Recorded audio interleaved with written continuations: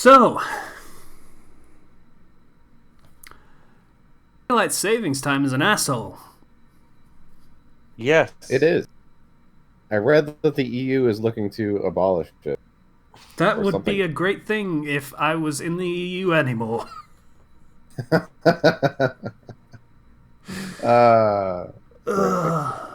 It's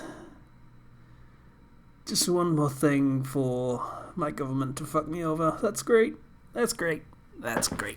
Great, great, I great. mean, would your country be spiteful enough to refuse to get rid of daylight savings just because the EU does? Yes.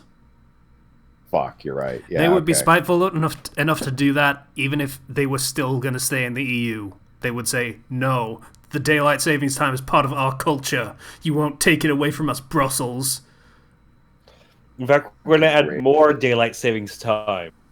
Yeah, we're gonna have 3 hours difference. Fuck you, we're gonna go to work and fucking school in the middle of the fucking night. If you Assholes. if you increase daylight savings, would you increase the time or would you make it so it changes every 3 weeks? 3.5 weeks. Yes. Oh. Oh, Both. that's so much work. Oh, I hate everything. So, to explain what we're talking about, the standard recording time for, let's go with me, just for the sake of me explaining this quickly, is 6 p.m. Because, that's when everyone can actually get on and do the thing. Daylight savings time changes that by an hour. In the autumn, it's, I was going to say it's kind of fun, but it actually changes the wrong way. Because, you see, the thing, what it does is it changes it by an hour, so the recording time changes to 5 p.m. instead of 6 p.m. And with my crazy wackadoo sleeping schedule, I went to bed at about 8 a.m. So I'm sleepy, just having a good time. I wake up before my alarm, which is nice. I'm like, it's. I'm just gonna sleep in. It's nice that I actually get to lie in. Technically, it's kind of cool. Yay. Get woken up by alarm. Think, all right. Check my phone like I usually do. It's half hour before we're recording, so I've still got time. Oh, someone pinged me on the Discord. Did someone drop out? Can someone not make it? Oh! Daylight savings time. Motherfuck! Yeah. So, yeah. Was Kenchi here? I feel like I should ask. No. No? Okay, just checking. Because that would have sucked more. But yeah, so. Fuck. But this one isn't my fault. This is stupid daylight savings time bullshit. If it's my fault, I'll cop to it, but this is just.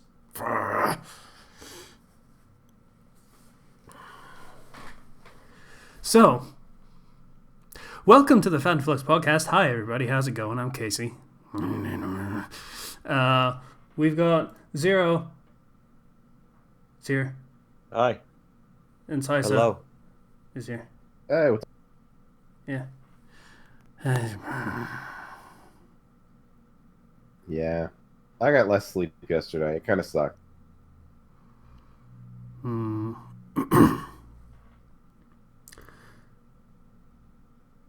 So, Zero, you're not doing teaching currently for reasons that we were talking about before the recording, but we're going to get into it again now because, I'll get to that. Okay, so there's this thing going around called the coronavirus.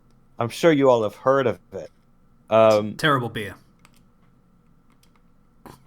Like, it's also a terrible joke. Last time I checked, 26 people in the U.S. have died from it. One of those people was in my town. Yeah. So it's been a bit crazy over here, and they may have confirmed that in the school district that I sub for, there was a case of coronavirus, which could mean they could shut down the schools for up to 2 weeks. If it gets really bad, they may shut down the whole district. I know another school district did shut down. It's been pretty crazy over here. People are buying up bottled water and hand sanitizer and toilet paper in droves. So it is going to be nearly impossible to get that stuff. Yeah, toilet paper is a weird one to go for, but whatever. Yeah, I know. But if you do use hand sanitizer, make sure it has at least 70% alcohol content. Otherwise, it will be ineffective. Don't use hand sanitizer. Use soap. Soap and water to wash your hands. Use soap, yes. But if you do use hand sanitizer, it is better than nothing, but soap is definitely the best one to go for. Yeah.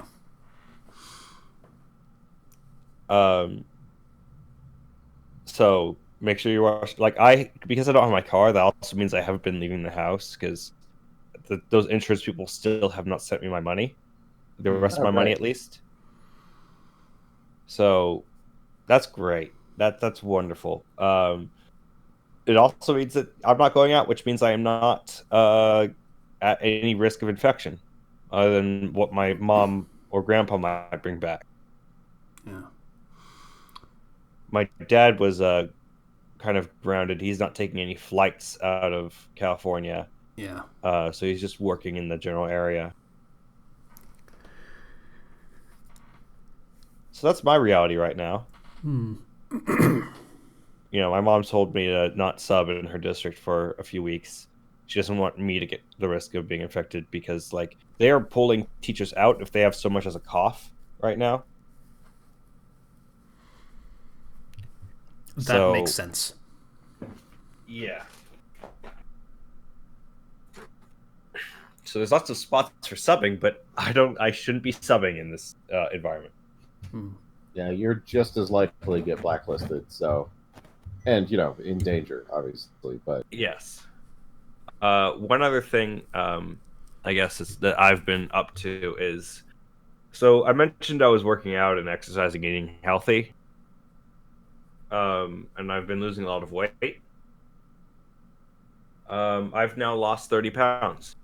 Oh. Hey. Cool. So I went from 236 to 206.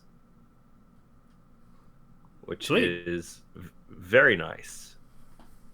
My mom was amazed looking at me. It looks like you would look like a deflated version of yourself. Okay, that's a little mean, though. That's not really a compliment either. Well, also saying things like, you look like you're 16 again. That's also not a compliment. Acne-ridden and gross? Ooh. Well, I've de-aged in terms of my... That's the takeaway. I have a young face. Okay, yeah, that's true. Baby face. We all know that, yeah. So now I look much younger, whereas when I was more overweight, I looked much older. So I just can't win. But, yeah, this is the lightest I've been in a long, long time. Long time. So, yay. I think it was high school when I last weighed this, so I think my mom's not too off the mark on that. I was able to do 5 miles on the elliptical the other day, which I could never do before. So, I need to get in shape. That's also a good survival tip for coronavirus. Be in shape, have good strong lungs and heart. Yeah, it's weird. My car's gone, and I'm working out, and the coronavirus hits my area of the place. It's well, I'm already prepared. Yeah. And thank you, Jesus, Yeah, that's fair. I can't really debate that. All right. Yeah, I need to get healthy. Yeah. Just in general, that would be good. I think according to my BMI, which is not correct because it never accounts for muscle mass, really. Yeah, it doesn't. My BMI, I went from obese to overweight, which, given my extra muscle mass, means I'm actually probably in shape for what I should be. Probably. I my feel build like and everything. I feel like those BMIs need to be reworked to be realistic. Because Yeah. I'm consistently at the border of overweight. Yeah. No, I think I'm actually pretty healthy right now. Need to lose some more weight because gosh darn it, I want to. And 200 was my goal. I want to see if I can get under 200 as well. That'd be cool. So yay, exercising. And you don't have to like be super doing all the different machines. All you need is some cardio, 100 push-ups, 100 sit-ups, 100 squats. Do the Saitama method. Works. I mean, Nick Landis, Lady Pator from the Team 4-Star, he did the One Punch Man challenge. It works. You're not going to become a huge bodybuilder, but you will be in shape. Hmm.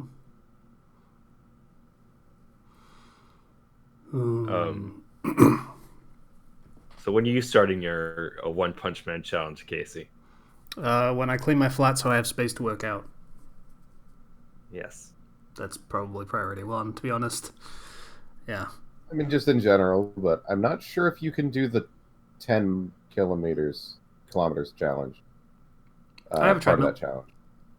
Oh, you do? Okay, that's good. Yeah, I remember you mentioning it's terrifyingly dangerous to be walking around where you live. So Yeah, I don't do that.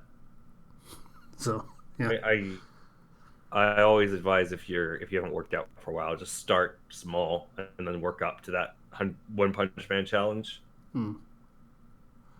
Like, it doesn't matter if your push-ups are perfect at first, as long as you're actually doing them. They can get more perfect the stronger you get.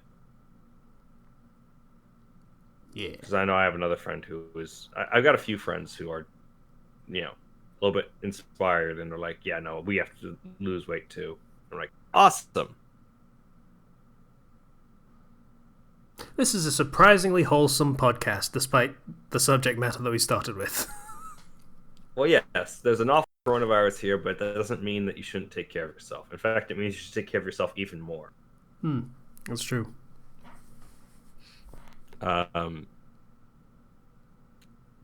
Yeah. So also, I got Pokemon Mystery Dungeon DX, Rescue Team DX. Why? Because I love Pokemon Mystery Dungeon. I repeat the question: why? I played it tons when I was a kid, and it's going into a dungeon that's randomly generated. It's kind of mindless and relaxing. Well, that's fair. I guess. Did they tune up the gameplay at least? There's a lot of quality of life improvements. A lot. Okay. The game just feels very smooth and easy to go through things. They have a whole, if you get if you recruit so Pokemon in this, I'm not sure if it's in the original, I don't think it was, but actually it might have been, but Pokemon have rare qualities. Rare qualities affect the whole team.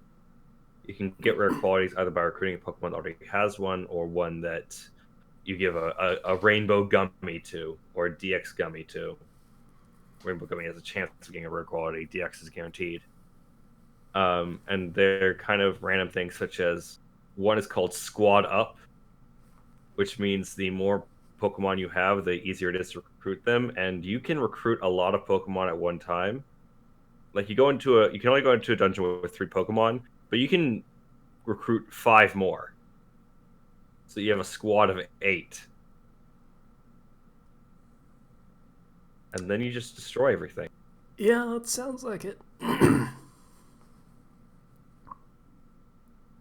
And obviously you can set things like the speed of things so it can go much faster.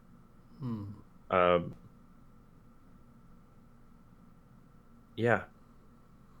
It's hard for me to really explain all of the quality of life improvements because I haven't played the original a long time, but I can notice them. Yeah.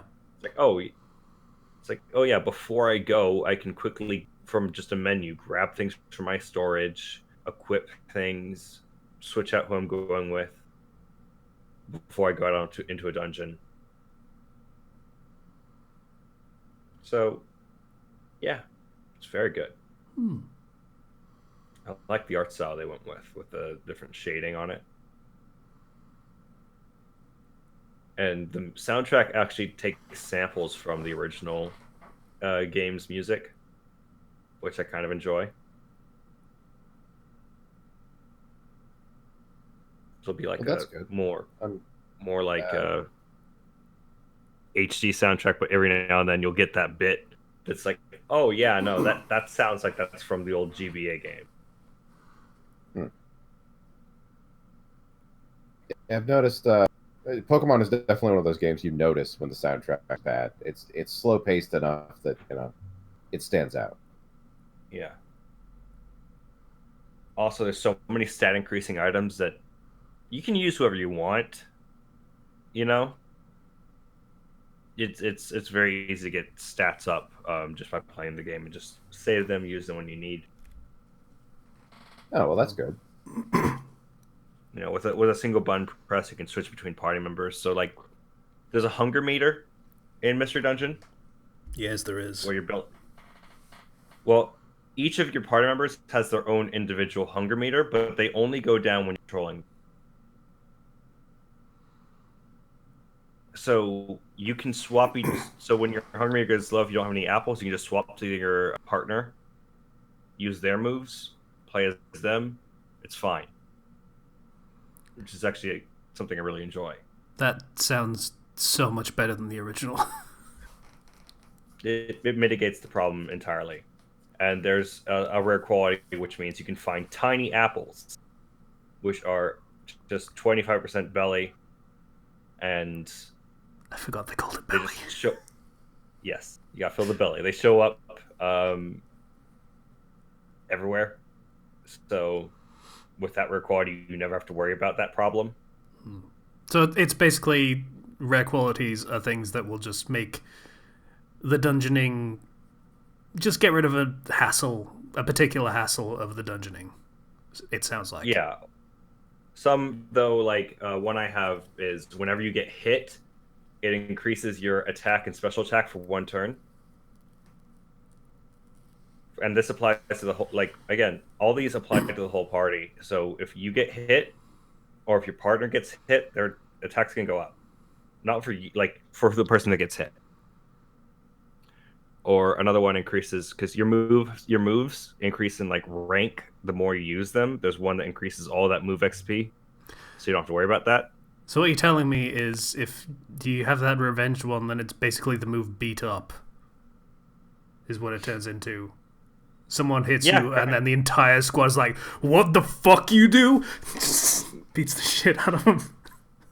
Because the entire squad doesn't get the buff, but you do. But yeah, I'm poorly explaining that. But okay, you also have, again, up to 8 people in one dungeon, and you go to the boss, and the boss is like, "Oh hi," and just demolish, and it feels good. You know. And again, the one I mentioned, Squad Up, is like, oh, hey, I can just constantly recruit more and just swap out the ones that have rare qualities and everything. Like there's one that reduces damage from explosions. So if you step on an explosion tile, if a Pokemon uses explosion, it doesn't do as much damage. Another one where if you go on there's these tiles on the ground that will, if your stats get boosted or reduced and you step on that, it will set your stats back to normal. But with this particular thing, it will also cure any stats ailments you have. Cool. It has a whole other level of strategy, because you gotta choose which rare qualities you want to bring in, which Pokemon have that, and it affects your gameplay, which I really enjoy. Yeah. So, Pokemon Mystery Rescue Team DX is a lot of fun. I'm playing, I forgot to mention, the Pokemon that I ended up with is a Cyndaquil. Yeah. Huh. Okay. My Cyndaquil. partner Pokemon is a Machop. So that's a lot of fun. My first try, I got a Bulbasaur, and I was like, I don't want to be a Bulbasaur. Yeah, no, almost. So I reset. And then I was a Cyndaquil. I was like, okay, I can accept this. This is great. I like Cyndaquil. Yeah.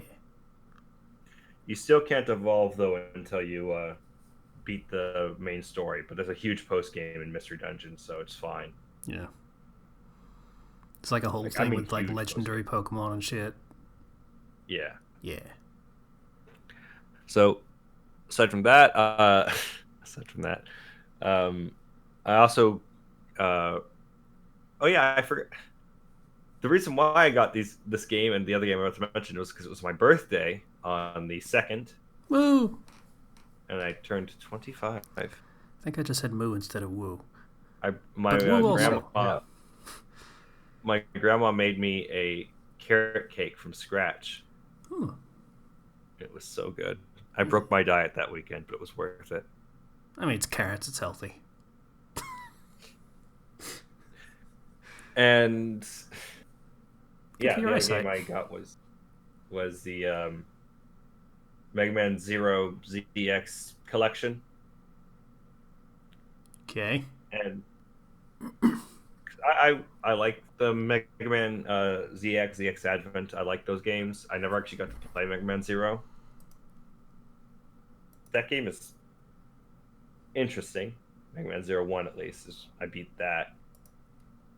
And I say that because you start out with Zero being like reawakened after who knows how long in a new body, and you go through the beginning of the tutorial level and you only have like this crappy gun, and then you get your sword, and the way it works in Mega Man Zero is your weapons have kind of a ranking to them. Like the more you use them, the more moves you get with them. And once you get the jump spinning slash, it's great. It's great. Then you're good. I don't think you need anything else. I love jump slashes with Zero in the Mega Man games.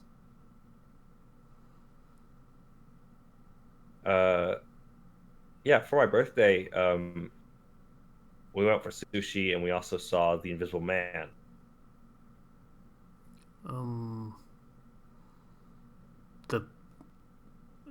Is that a new film or an old film? The new one.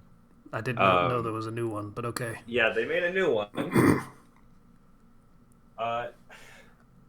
It's not great, but it is very tense, and it's a turn your brain off popcorn movie. But if you think about it in a deeper context, not great. Basically, story is about a person who, this woman who was being in this abusive, controlling relationship. She escapes from it, and then later finds out. Yeah. Okay. Yes. Later finds out the guy commits suicide, but it turns out he didn't.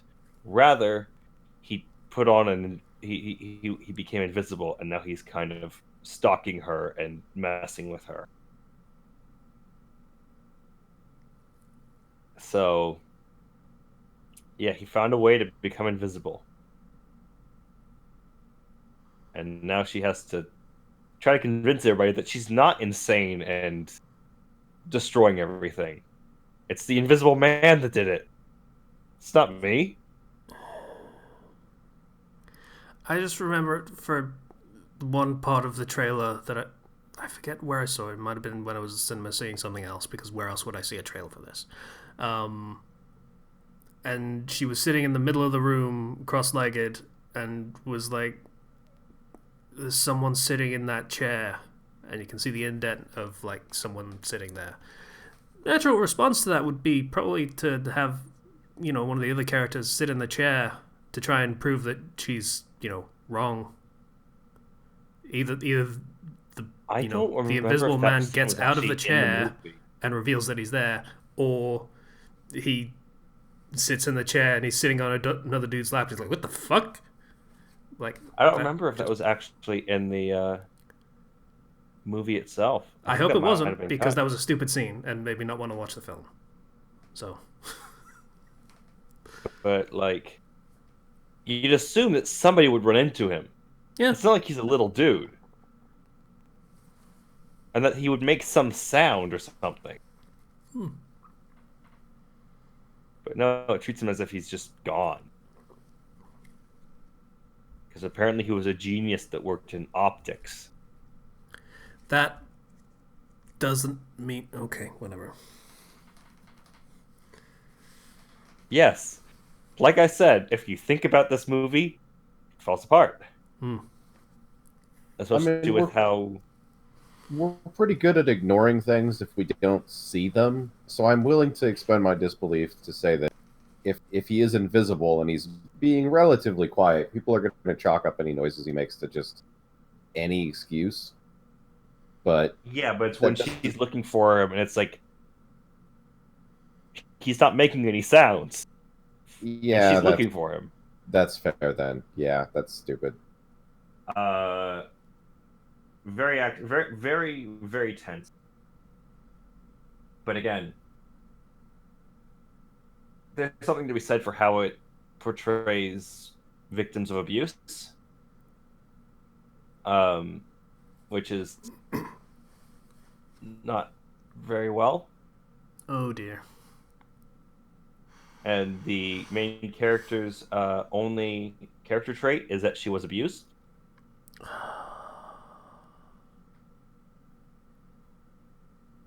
Yeah. Yeah, making that a defining feature of their personality, a dominant one at that, is not great. It's in fact incredibly insulting. Okay. Do we know anything else about her? Does she have a job or anything?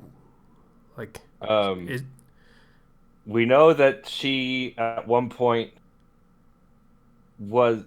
It is briefly mentioned in about 2 lines that she had worked in like architecture or design or something,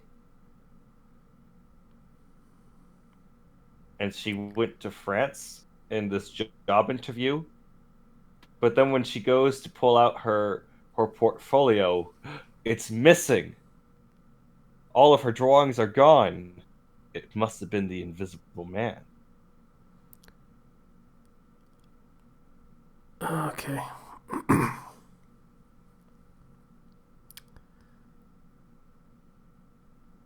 It's called the Invisible Man. It's about him. Yeah. I feel like more than her. Yeah, that's what I was angling at, and that's disappointing. But at the same time, I don't know. I don't. It's a unique take on the. Well, actually, no. Hollow Man was the thing. Um. Yeah, I don't know why this movie was made. No. Probably to keep a Uh, license, if honestly. you guys care about spoilers, I will spoil one thing about the movie. I don't really care. Go for it. Skip ahead 30 seconds, audience, if you care. Okay. So at the end of the movie, the Invisible Man starts to get away because he made it look like his brother was the actual Invisible Man, and she had broken into his house earlier, and she had hidden his spare suit, and so she goes to meet him, and it's like, oh, we're gonna get back together, and it's like, I'm just gonna go to the bathroom, and then she puts on the Invisible Man's suit, and well, because he's a controllable person, he has these cameras all over his house, makes it look like he cuts his own throat. And then she walks out with the Invisible Man suit. Are we gonna see a monster cinematic universe? Is this gonna be a sequel?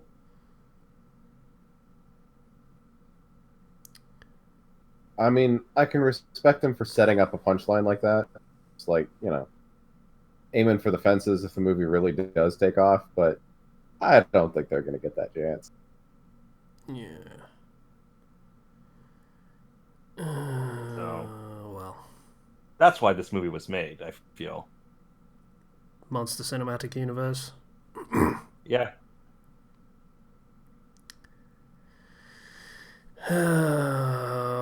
Everyone trying to ape Marvel without the Marvel thing to back it up.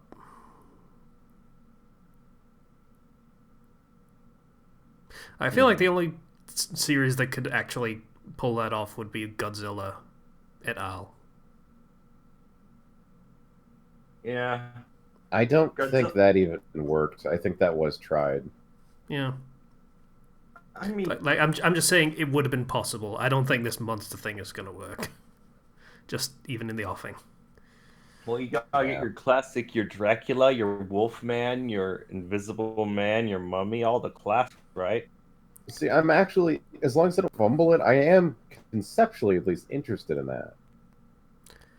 But no one cares about real Dracula anymore, or the Wolfman for that matter, because Twilight and God, Twilight, you ruined everything.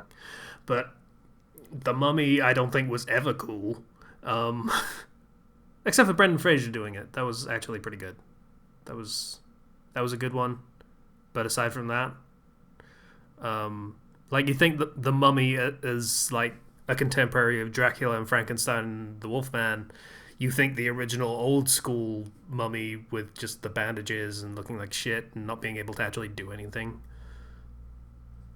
So, I don't know. Maybe that's a perception thing that they would have to get past. And then there's The Hunchback, which I think Lindsay Ellis said was a joke, but I don't... That actually probably would be the most interesting part of it if they went in that direction. Just like, okay, Hunchback of Notre Dame was a movie monster back in the day. Sure, chuck it in. That actually would be really cool, because he's essentially the moral compass of all of the monsters.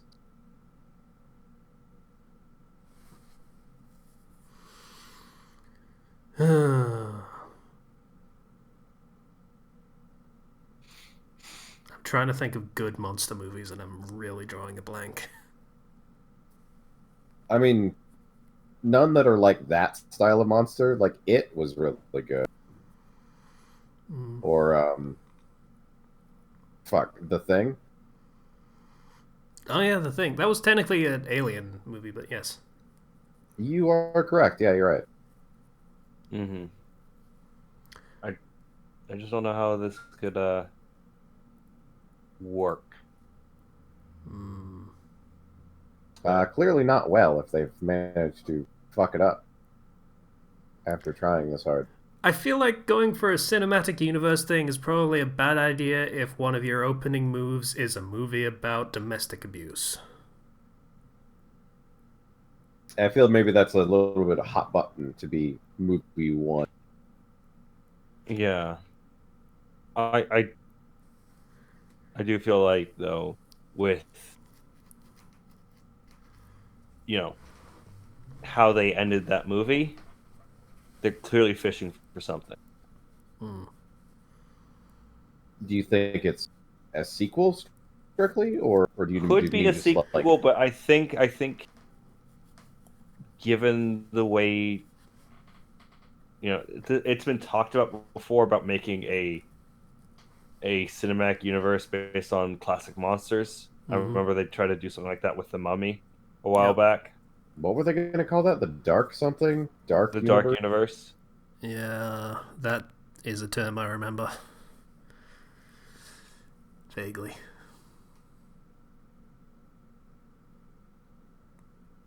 Either way, Invisible Man. It's a tense movie. Should you go see it in theaters? No. That sounds fair. If it comes out on DVD and you want to just have a tense, spooky movie night, sure, I won't stop you. Fuck century are you living in? I'm sorry. If it comes out to what usually comes out to when it comes out to DVD, that's when it comes out to all the other services. Yeah. Well, whenever it comes out to whatever billionth original streaming service that it goes to, you can watch it there. Yeah, it's a fair point. Watch it on DVD. Oh God, that really is the best solution. What is this dark timeline we live in? What the fuck? Yeah, that's how it goes.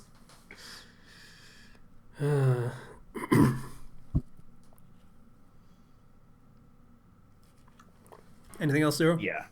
I'm thinking about it. Friends are forcing me into, well, not forcing, but are getting me into Grand Blue, That sounds and bad. apparently it is. Well, I can't spend money on this because I don't have it on my phone or anything because it's only on like Android. I think in English because the Japanese version is. I have to get a Japanese iTunes account, so no. But I am playing it on my computer, and You using BlueStacks? I'm using and app. Okay. I don't know what that is, but okay. Android or whatever. I don't know. But yeah, so they're having this event where they do a roulette, and it can give you a number of free rolls. I always love it when they just pick, yeah, gambling. Fuck it. That's what we're doing. They have a casino in Grand Blue, You know what we're about. but there's a roulette, and you can get 10 free rolls, 20 free rolls, or 100 free rolls. And then there's the gotcha pin frenzy, in which you just keep rolling until you get an SSR, which will trigger based on how often you log in and do the roulette. That sounds like the worst kind of trap I've ever heard of. Yeah. Anyways, there's a casino in Grand Blue, and it's nice if you want to just play a little fake poker. I like poker. That's the problem. At least there's actually a game attached to it. Yeah, that's a plus compared to most gacha systems. And you stuff. can exchange your casino chips for outfits and materials and all sorts of things. But it's the kind of poker that was in Dragon Quest XI, which is just, get your straight or your flush, and then not Texas Hold'em, but yeah, it's Five more card? than yeah. But it's just like if I'm just watching something and I want to keep my hands busy, why not just do a little bit of this Grand Blue thing? I don't like it more than Fate because Fate has this thing called Grails. With Grand Blue, if you have a character, they have a very hard limit to how useful they are. And if they're not an SSR, then, well, you're out of luck. Yeah. I noticed you grailed Ishtar Rider, which was an interesting choice. Yeah. Which is to say, it's a thing you only do because you really love the character, which is fair. I have like 7 Grails left, so I probably grail another person. Yeah. I mean, I'm sitting on like 15, so... I got Saber Alter to 10, 10, 10. Plus she's NP5, and she's grilled to 90, so she's gonna get a buff one day in 2 years. One day. I need to actually do some grailing stuff myself, but I'd never have the resources to make the most of it, so... I am currently saving my grails. There's one character I want to grail to 100, and that is BB Summer if I get her. So yeah, because she's terrible, but I love her anyway. Boy, oh boy, being able to lock in your command cards, really good. How's she terrible, by the way? Like a bad character? She's a terrible person. Is what I should say. She is a rotten troll. She's high on her supervillain fumes. Oh. We talking like Gilgamesh levels of fucking No. bad? Or... No. She's a ham. Yeah. Oh, that's... Okay, I can see why you actually like her then. Yeah, hammy villain. Yeah, I friggin' Fakeo's been pretty kind lately. I did not get a waiver though, so oh well. That's a shame. Waver and Merlin have both dodged me for so long. But at the end of the day, I have so many other good servants. I don't really need them because I can just borrow one. That's true. I mean, double either of them is kind of busted, but yes. Yes. And I got the I got Beowulf. I burned him. Why? On And purpose? yes. And Wu Zetian, who I had gone a while ago, I burned her too because I could get Anniversary Blonde. Yeah. Yeah, these are terms no one understands, but yeah, So I I don't know get why you did that though. I so can I could get confirm that. so I could get an outfit that gave me certain skills that I need that are good for my team. Okay. If I mention this in the Discord, people will be mad at me. But I feel like it defeats the purpose saying it here, but Yeah, Yes. but you're just delaying when they hear it. Don't worry.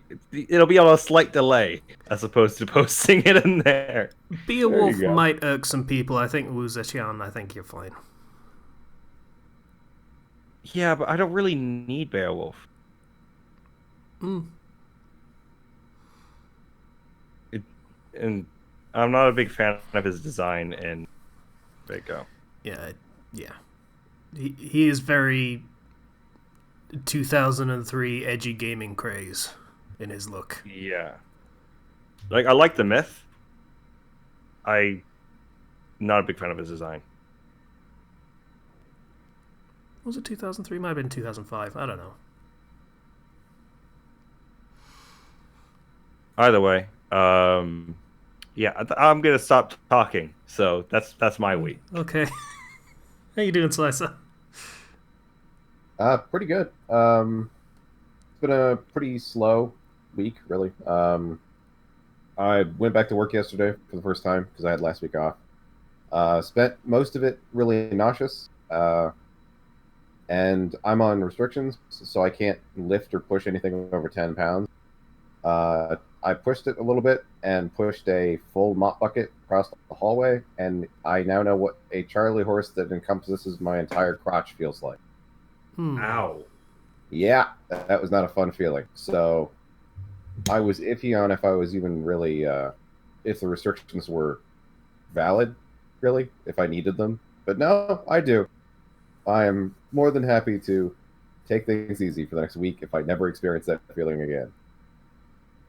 In fact, I'm actually feeling kind of like the nausea has increased, so I actually might call in today sick with the corona stuff. Because thanks to rich boomers, we have 3 confirmed cases in my county, which is an area that is about anything within 20-minute driving is a county. And considering I work at the biggest hospital in the state and several states nearby, and that's where John County is in Iowa City, it's probably pretty good to, yeah. Confirmed cases are going to go through the hospital. Yeah. Most likely. It's honestly at this point I'm content. I'm going to get the coronavirus if it spreads very far. I'm just kind of accepting that fact at this point. It's starting to feel like that might be a generally good attitude to take, is just like kind of expect it, take obvious precautions, but understand it's pretty likely at this point that this thing is just going to go all the way. Yeah. And we're just going to have to deal with it. So, because my mom has lupus, which means that her immune system just disappears for weeks on end at sometimes, my laundry is being essentially quarantined. So, and then whoever does laundry just gets like a full suit of protective gear when they do laundry. Fair enough. Yeah, that's really about the only solution. I already live in the basement, so I'm essentially as quarantined as I can be physically. But yeah, Yeah. uh, My stepdad is in a very similar position. He can't. He just can't. He has no immune yeah, system. His lungs are fucked. If he gets it, that's it. yeah. I saw you mention that on the Discord. He pretty much has every single factor working against him. That's not great. Yeah. Uh, let's see. On a less serious note, I watched a bunch of movies lately. I wish I could remember the name of most of them, but that's probably telling. I do know Code 8 is pretty good. It's kind of like a gritty X-Men, where it's actually really interesting. A lot of people started developing powers, so everyone could control. They were superpower. They had telekinetic abilities. They could do electrical stuff. They had different classifications for different power sets, and then machines took over. Not. I mean, like, I'm blanking on the word where all laborers were replaced by machines. I forget what that would be called, but that is essentially what happens. And people with powers are suddenly out of jobs and poor, and then they're dangerous. Oh no. And so powers are banned, and you have to be documented if you have powers. And it's pretty much the movie is about one guy trying to keep his mom alive because she has a brain tumor and her own powers are killing. So he's trying to get money to, save her. And it's pretty good. There's a lot of emphasis on mildly future tech. Like there's these guardian robots that are essentially mechanized police officers that are specialized in taking down people with power. They're literally called Guardians. Yes. Isn't that the name for the robots from X-Men? No, those are... Fuck. I'm not mentally here today, but they're not Guardians. They're something else. Sentinels. That's it. Sentinels, yes. Close, but Had to not look quite. it up. Yeah. Definitely Similar a but different... distinctly legally different. Yeah. Yeah, a different... I'd like to think a different connotation as well, but, Second time we've had to say that today. Yeah.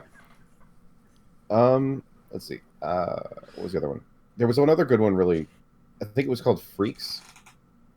It's that one also has people with powers, but it's very trippy, and I actually don't want to say anything about it because it has a very interesting mechanic where you never leave the perspective of the little girl main character, who is 7 years old, and so the world is really trippy. Okay. So that one's really good. Let's see. Yeah, I'll think of them later. But I also played EDF Iron Rain, which is a Earth Defense Force offshoot that was made to kind of appeal to the West. And you Rain can is kind in of king tell... or rain is in water? Rain is in water. Okay. Iron Rain. I think it's about 2/3 of the way through the game. There is specifically a mission where you're fighting a giant monster that has, decimated your forces, as is standard for an EDF game. And someone makes this big monologue about how your dead companions are looking down on you and they're going to lend you their support. So like a rain from above, basically. So it's, Iron Rain. That's where the name comes from, at least. The problem with the game... Are you guys familiar with EDF games at all, even Vaguely. visually? So everything's giant and you're tiny. Exactly. You fight a lot of enemies, and they're all bigger than you, and you're pretty much always surrounded, which is fine. But in this game, anytime a large enemy steps near you, your character shields their eyes. Anytime an attack hits you, you flinch. Anytime a large enemy headbutts you, because some of the ants do that, you get launched flying. All of these things prevent you from shooting, which means it's taking even longer for you to kill all of them, and then you tend to just get stun locked to death and die.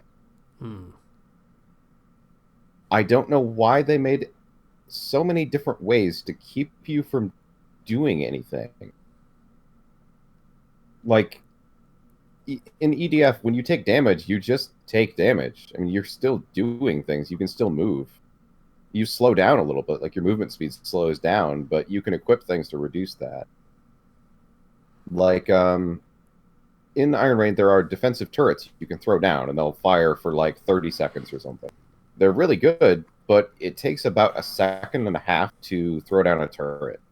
So realistically, it takes me about 17 seconds to throw down my entire inventory with a turret. That can take almost 2 entire minutes because I keep getting flinched every time I try and throw one down. Because I can't go literally a second and a half without getting something happening. I assume they were going for verisimilitude, I guess is the word. Just making it seem more like a thing, how people would react to getting headbutted in the face by a giant ant, etc. Pretty much, yeah. And no, it makes sense, but like, gameplay-wise, it's just bad. I think the intent is to push people toward the multiplayer, because then if you're each watching each other's backs, then you've got a little bit of breathing room. But if you're playing solo, you don't have that. And to the game's credit, you do actually have a canonical team. There's like a squad that you're with, a blast team.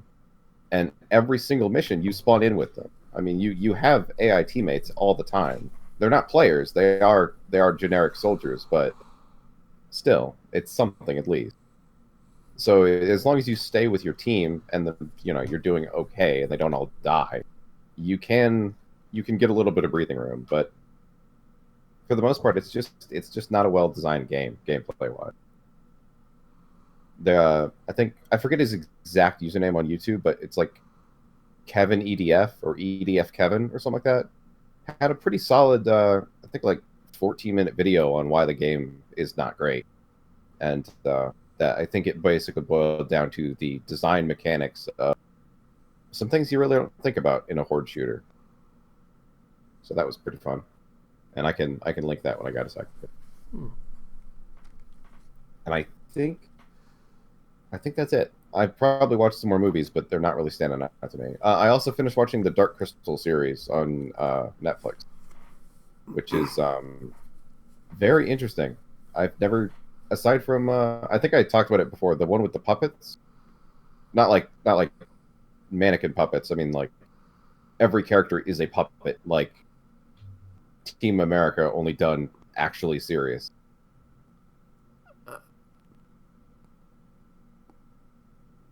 I don't know what you're getting at here. As in, it's not animation, it's not live action. It is someone made puppets, and they are using them as the characters. Like a film? Yeah, it's a series. I think it's 10 episodes long. Oh, you're talking about the actual thing, and not like the thing that you were talking about something else you'd seen. I don't know. Oh, sorry, I mixed thoughts on that one. No, there is a series on Netflix called The Dark Crystal, Age of Resistance, I think, and it is very unique visually, and it is very good. Although it does end on a cliffhanger, and seeing as it's on Netflix, you never know if it's going to get a second season. Yeah. Or how long that's going to take. I'm looking at you, Altered Carbon. Fucking 2 goddamn years for that show.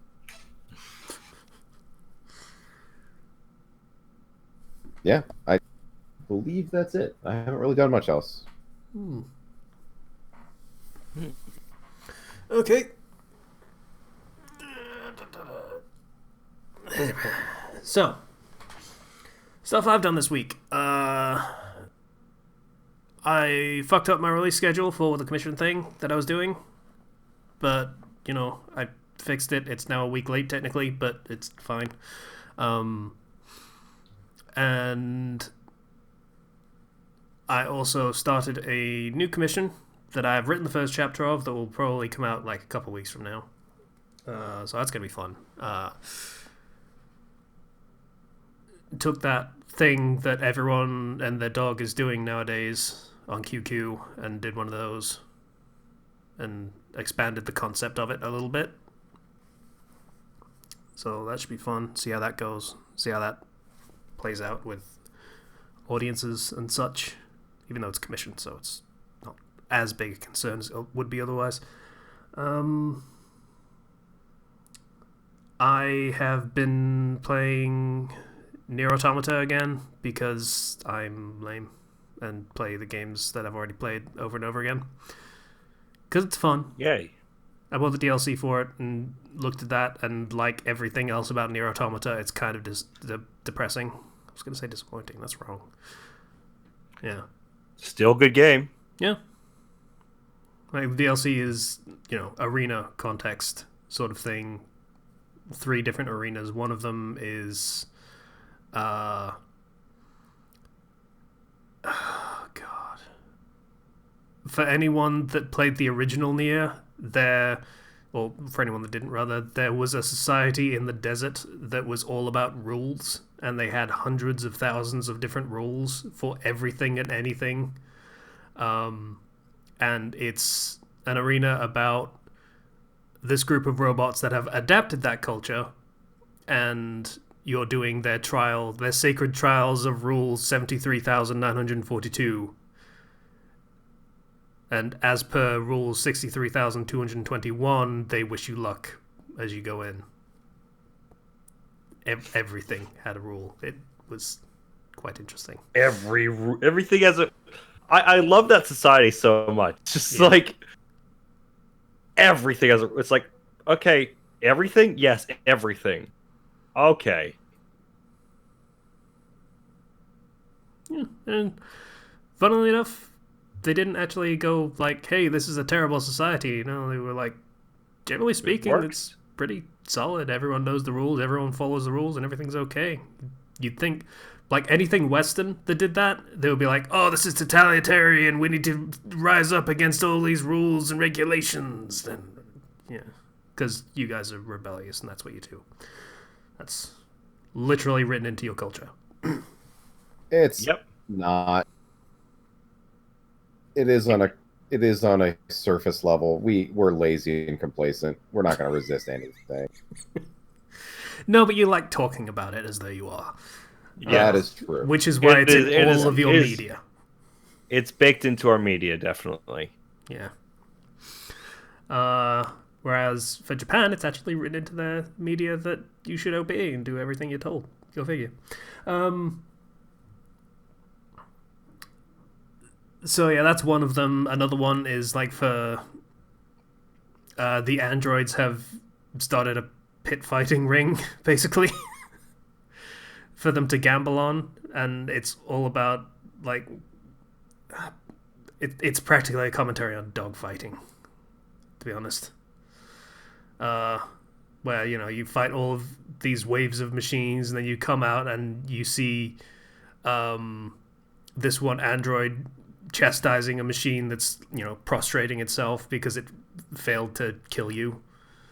It's like, you piece of shit, worth a hunk of scrap. And it's like, I'm so sorry. And it's like, okay, dude. It's a lot less subtle than the rest of the game was, to be honest. But it's fine.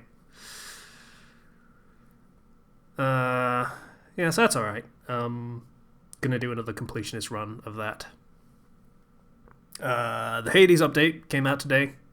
Haven't played it yet because I literally woke up to messages of, hey, why isn't Casey here yet? So, that's how that goes.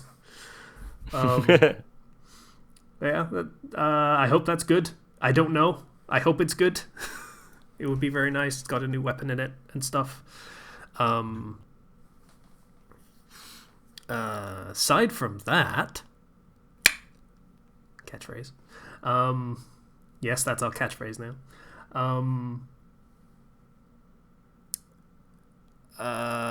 Writing for the Quest thing that's actually getting into, like, actually moving forward at this point. Because, admittedly, that's been slow going. It's closing on 200,000 words and it's still in East Blue, so, Holy shit. Yeah. It was long. We did like multiple arcs of different places, like, doing things. But yeah, it is about to leave East Blue and do different things, and the context of the story just took a massive shift because the first arc of it was all about being in the Marines for the sake of protecting themselves for the crew, kind of thing. And as of a couple updates back, they left in very dramatic fashion to become pirates. So I've had to make wanted posters, and that has been frustrating but fun. So that's nice. Yeah. Have I done anything else? Not much, I don't think. Yeah, just mostly that and fucking Fate Go. I may or may not be taking a break from Brave Souls because I stopped playing for a day and I was like, oh, am I free? It feels like I'm free. Is it a gacha game? It is a gacha game, yes. That's what happens. I know. You get so used to it, it becomes the... It was a good game to start with. Like, there's actual game to it, and then you get far enough into it, and you can just hit the auto button, and it'll just do it itself, and then it's no fun anymore. Like, they didn't improve the gameplay, they just improved the means for you to not have to deal with the gameplay. That's interesting. An interesting approach to gameplay. I actually had a similar thing with there's an official D&D game called Warriors of Waterdeep. It's a grid-based, turn-based combat thing.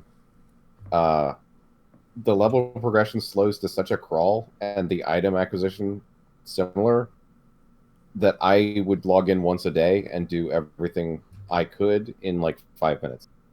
There was no game left to play. Or at least no fun to be had. I mean, I could grind for a tiny amount of nothing. Yeah. It's not quite like that. Like, you still feel like you're making progress. But it's like... At this point, I'm not the same kind of level as someone that's played for a long, long time, but I'm similar.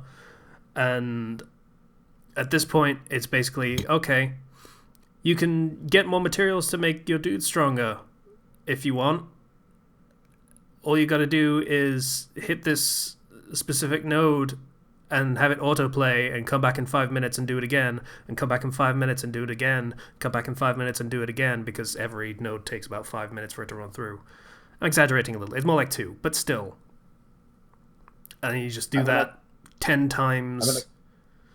I guess if you were watching something, and just like every once in a while you'd reach over and tap your phone, but that's not a game. That's a responsibility. Yeah, it's not fun. There's no fun there. There's no interaction there. Like, I heard recently, I think it was from a YouTube video from something talking about like gameplay and why Final Fantasy 15 was shit. That was it. I think it was the Super Eye Patch Wolf thing. And it's because the way you make a good game is, it was a theory, is how many different decisions a player has to make in a certain amount of time. So the more decisions you take away, the less fun the game is, because the person feels like the less they feel like they're playing.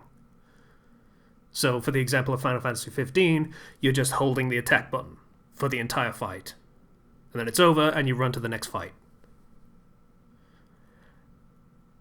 Brave Souls is that taken to its extreme, where you just hit the button, and you go away and do something else for 5 minutes, and then come back and do it again. That really sums up my feelings about 15 pretty perfectly, actually. I mean, I've been told that the combat gets a lot more nuanced pretty quickly, but I fell off of it so fast I didn't even reach that. That was apparently not Super Eye Patch Wolf's experience because he spoke at length about how you didn't have to deal with most of the combat stuff and just hold down the button and it'll just win the fight for you. I'm confident that that is true. You could probably never deviate from the basic attack and be fine. But there are other... You can do things eventually. But you can always just stick with the basic attack. God, I tried to like 15. I'm not going to say I wanted to like 15 because that's not fair. It's Final Fantasy. I don't actually care about Final Fantasy. Though I'm going to play the new one, the new old one, the remake, when that comes out. After I finish Persona 5 Royal, obviously, because that's way more important. Obviously. God, that's unfortunate timing. Persona 5 Royal comes out like 2 weeks before the Final Fantasy remake. But you think that's bad? I got Final Fantasy VII, the Royal, because I never finished the base game, and Resident Evil 3 remake, all within the span of like 3 weeks. Month. Yeah. Yeah, I just mean because it's two RPGs that are like right next to each other. But yeah. Oh, yeah. But yeah, I tried to like 15 and I just couldn't because there's just no gameplay there. Like, I tried, okay, basic combat, I'm not having too much fun with. Like, half the time it just wants me to teleport out of the fight and just wait for 30 seconds. That's not fun. So, alright, I'll get into this magic thing. Oh, the magic thing is kind of shit, and it takes resources that you have to farm for you to actually be able to use it. Oh. So that's a system they basically don't want me to use, huh? Pretty much. I guess I'll go back to hitting circle for, 5 minutes while cool animations run, I guess.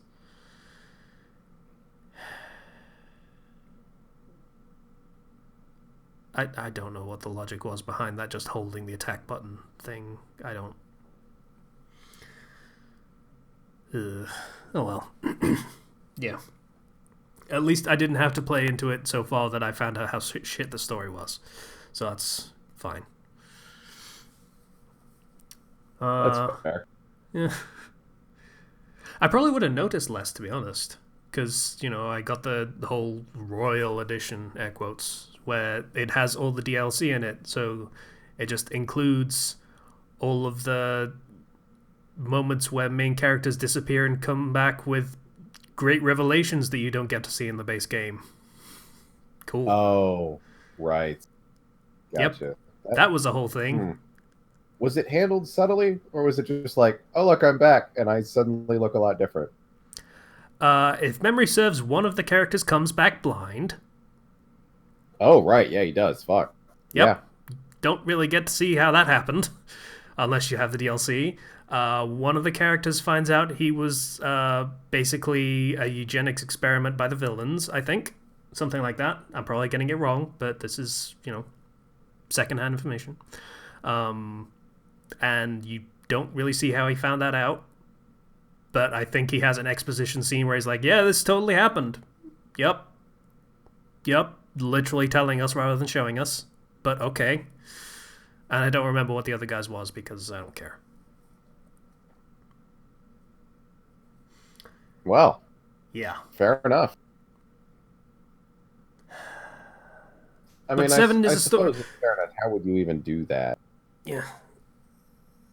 7 is a story that exists, though. So they can't really muck it up. It exists, and it was good when it came out, which means it'll be good when they remake it, because they can't really fuck that up.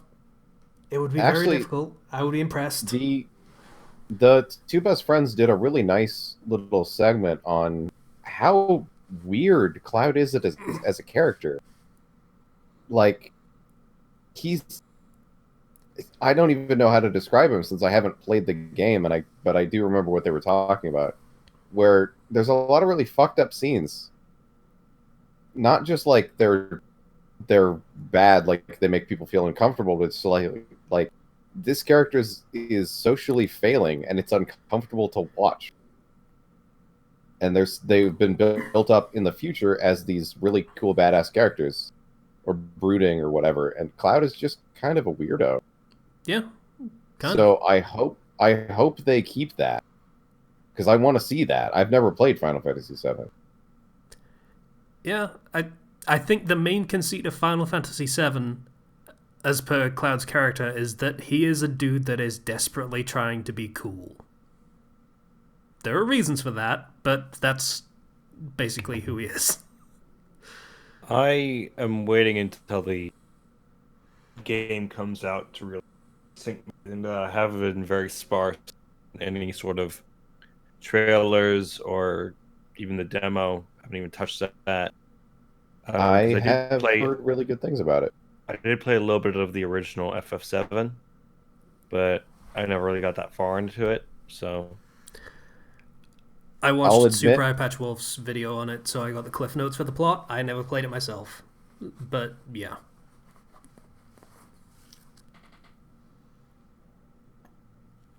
No, sorry. Yeah, I will admit that most of the good things I'm hearing about the demo have been how thirsty your Avalanche female teammate is for the She's fucking great. for the power plant run, and I cannot wait to experience that. I'm really looking forward to it. Because of our internet, I can't really get the demo. I'm interested in doing it, but it's not realistic. Yeah. Just play the full game. Enjoy. Yeah, I'm just gonna get the full game on disc and then just have to deal with a few gigs of patch, I guess. I'm going to say this, and it's going to happen. I don't actually know the plot of Final Fantasy VII in great detail. I hope she survives. No one spoil me, please. But I know a thing happens where bad things happen. I don't know whether she lives or dies, and she was a very disposable character in the original, so I don't know. I mean, it's probably going to be one of those things where you could probably assume she's dead, but you can also hope she's alive. Yeah. Like, a building explodes, and it's like, that doesn't necessarily mean she's dead. Or a city gets wiped off the map, and it's she could have been underground. Just Who knows? Yeah. As an example that totally wouldn't happen. So, I feel like it's weird that we're dancing around spoilers for Final Fantasy VII. Am I? I don't know. Those were examples. I have no idea. All right. So, yeah. Recommendations? Oh, I did look up my Voodoo purchase history and check those other two movies. They are actually really good. Specifically, I watched Jojo Rabbit. There's not really much to say about that one. It is about a kid who is essentially a Boy Scout in the Nazi regime right at the end of the war. So it's full of a bunch of really disenfranchised Nazis, and it's hilarious.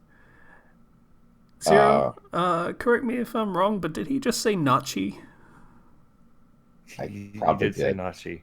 Yeah, probably. Nachi.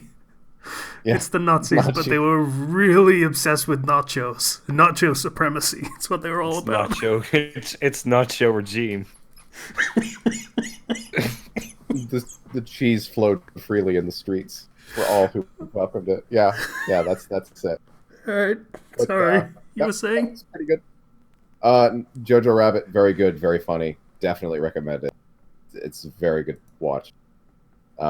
And Guns Akimbo, which is okay.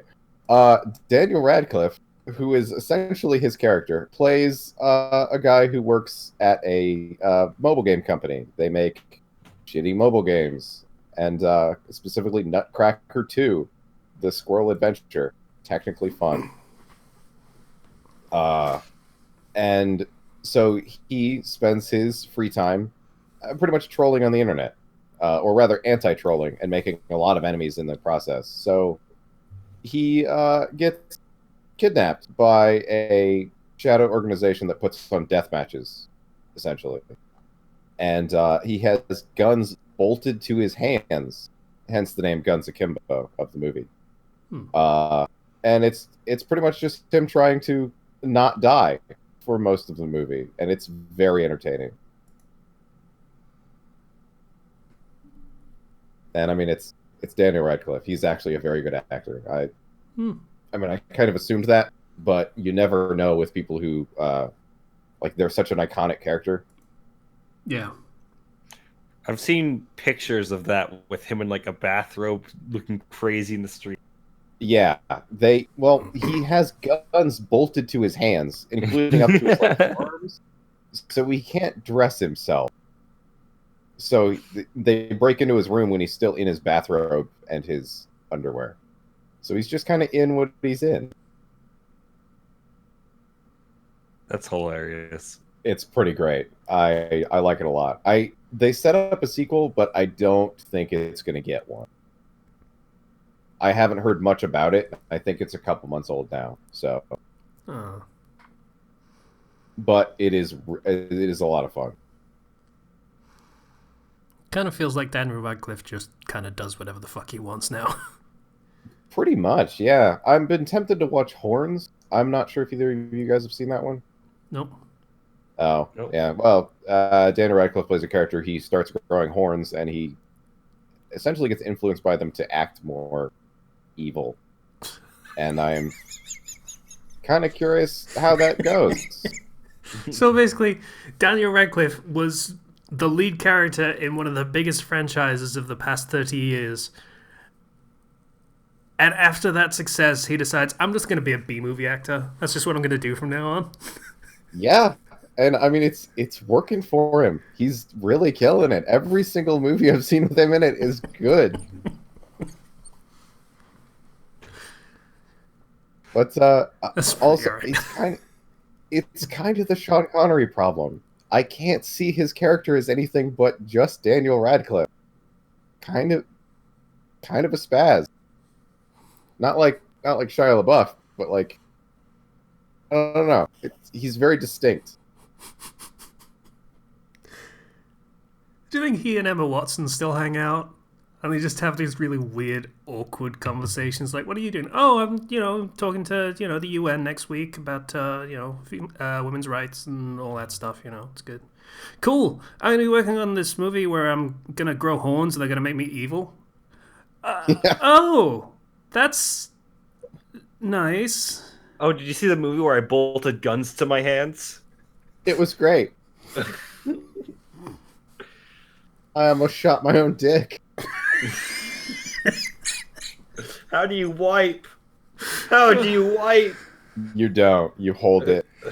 That does come up. Good. I'm glad it does. That means this is a... This isn't B-movie. This is Grindhouse. What the fuck? It is bordering on it. That's for sure. Although it's completely unrelated, but this is one of the few movies that actually has penis in it. It's prosthetic penis, obviously, but like he tries to use the bathroom with the guns, and it's just kind of flopping everywhere. It's hilarious. Okay, well, I mean, there is a way you can do. What kind of guns are they? Handguns. Yeah, I feel like you could just, sort of rest it on the barrel and then just sort of use it as like a lever. That'd probably work. Yeah, but he's trying not to shoot himself in the dick, so he's just panicking and flailing all over the place. Yeah, that's fair. Don't point a gun at somewhere you don't want to kill. And your penis is probably a really good example of that. Yeah, this is also like half an hour after he wakes up, so he's still riding that adrenaline high of not. I mean, his hands are bolted to the guns in like 8 different places, so like his fingers are stuck to the handles and the triggers, so he really can't like flex around them much at all. Oh, they even put his finger on the trigger. That's against gun safety regulations. Ugh. Oh yeah, no. If he flexes his hands at all, he fires a shot, and he only has 50 bullets per gun. It's big handguns. Yeah, I'm not sure where they store all that extra ammo. It doesn't have like a big round clip on it or anything. It's just, I don't know. Oh well, details. Yeah, pretty much. They're like weird sci-fi guns. Like they have an ammo counter on the side of them. It's strange. Whatever. It's fun. Okay, we need to get the name of this film again, just for the sake of people wanting to look it up. It is Guns Akimbo. That's the one. There we go. So, if you want to watch that, God knows I do. There it is. I do too. all the movies I mentioned, because I have to specify this because we have so many fucking streaming services now. They were all on Vudu, which you do need to pay for. They're like $5 a movie. So Okay, that's weird. So go find those movies wherever you can find them, I guess, is what that means. yeah, pretty much. Yeah, I mean, mine was the last resort option. I mean, I always try and see if they're on Hulu or Netflix, which I have and are free essentially. But Vudu is where I find most of the weird movies. I kind But of love it's the Daniel last resort. Radcliffe now. I just love him Yeah. for what he's doing in his career. It's great. He's great. I could respect that immensely.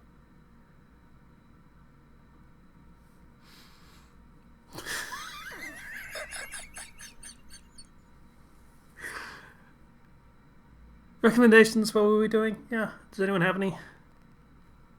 Don't go see Invisible Man when it's out on DVD, VHS. Not Blu-ray? No, I don't waste money on Blu-ray. If you can get it on DVD, get it on DVD. I don't believe I've actually read anything recently that is worth recommending, unfortunately. I haven't done a lot of reading. I've mostly been watching stuff like that. I believe it already appeared in the recommended subreddit or subchannel we have, the Force Made Easy. The Jedi Padawan who essentially fails out of the academy and they try and exile him somewhere, and Yes. he essentially becomes a YouTuber. Yeah, that's the one. I definitely second that. That is very good. It's very entertaining. All right. Zero. We have a thing that we need to do because it's the beginning of the month. Our patrons for February 2020. Thank you very much, all of you. Thank you, Buy Fresh, for that $20 donation. Thank you, Ethan F, for that $10 donation. Thank you, Bomber BCM, for that $20 donation. Thank you, Chopper, for that $5. Thank you, Alex, which I think is Ryu, right? I think so. For that $3.50. Thank you, Greek Guy, for that $1 donation. Thank you, Crossbrain, and thank you, Vale, for your $10 donations each. Again, this is not... It's not necessary, but it's very nice to, give us some money on Patreon. A nice little tip. Thank you very much. Also, Ryu, you are very dedicated to that 350 joke. Very dedicated. Again, if you want to redeem your reward, you can do so through our Discord. Just contact us there in the description. Link to that is in the description. So yeah, come on in, join in, contact us, and we'll get you set up. Yeah. Remember, $20 donation is a spot on this podcast, so you can come and chill with us and talk about random BS and get distracted, and then say, aside from that, that is kind of our whole thing. Yes, and talk about Daniel Radcliffe. I feel like Daniel Radcliffe should now just be a regular segment on this show. I feel like what is he doing this time? Yeah, every 2 weeks we'll check back in. Daniel Radcliffe up to next. Honestly, I'm kind of surprised at the amount of people we get on our Discord that have no idea we're a podcast. They just kind of stumble across us. Yeah, for reasons. We get a lot of refugees. Fucking Kenji. All right. Usually Kenji, yeah. Okay. If memory serves, at least one person has shown up on the fucking server because of me, so I'm okay with that. It's fine. Oh yeah, no, for every 10 people that show up because of fan fiction reasons, it's honestly like every 2 or 3 out of 10. I want to say is from you. That's generous, but it's probably not accurate. But yeah, all right. So thanks for listening to the Fandom Flux podcast episode. If you'd like to get in contact with me, you can do so through the YouTube channel, the comments, or through public Discord, link in the description. The Discord is more reliable, trust me. I'm always on it, and everyone else is occasionally on it, except for Kenchi, who is barely ever on it. Oh, and Patient, who doesn't look at it for obvious reasons, because there's a lot of porn. I'm online all the time. Technically, just I'm part of a billion Discords. Just mention me and I'll be there. Yeah, if somebody mentions me, I'll usually show up pretty soon. But I'm also in a bunch of Discords, and also like I do tend to read a lot of the stuff that's posted there. I just don't comment on it. It's fair. So yeah, thanks for listening to the podcast episode. Bye,